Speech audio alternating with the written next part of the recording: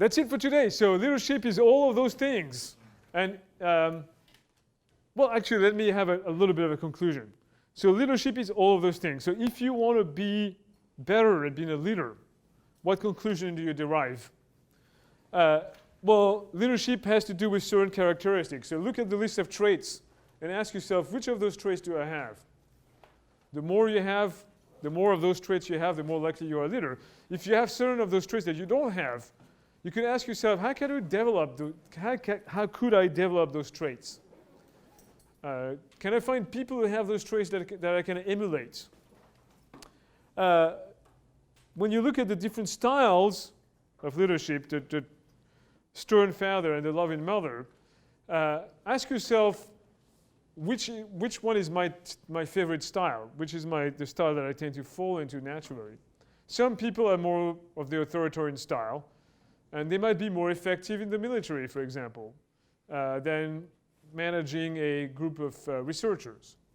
So you could either believe that you have a style that's not flexible, or then you select the situation that matches your style, or you could also say, well, could I develop the other style? And then could I pick the style that's appropriate for the situation? This approach is great. What it tells you is that you should all be actors. Take acting lesson. Learn how to manage the impressions you give. Learn how to give speeches. Learn how to play the parts. There's a little bit of, you could think of it as deception. I don't think of it as deception.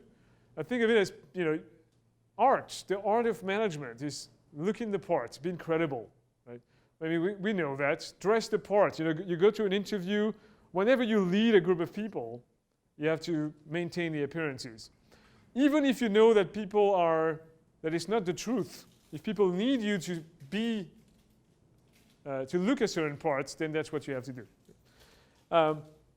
And the last approach tells you that that's a kind of like call for authenticity. So in order to be able to tell a charismatic story, it has to come from your guts. You can't be lying and appear charismatic.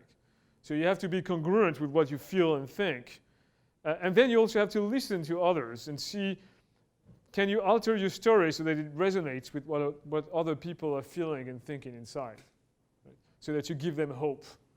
So that you create the desire for them to follow you, to build that future. Those are kind of the things you can do to be a leader. All right. Thank you very much. Have a great weekend.